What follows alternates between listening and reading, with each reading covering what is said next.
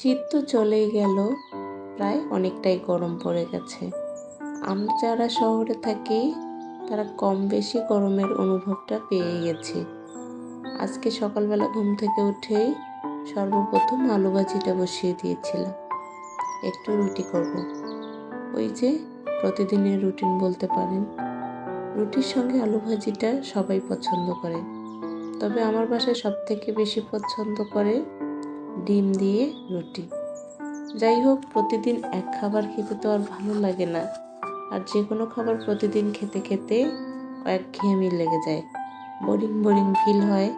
তাই আজকে ভাবলাম আলু ভাজির সঙ্গে রুটি করে নেই।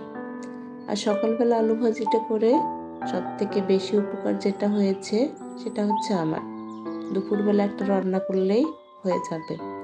একটু বেশি করে আলু ভাজি করলাম যাতে দুপুরবেলা হয়ে যায়। আজকে ছিল সকালে এটাই খাবার।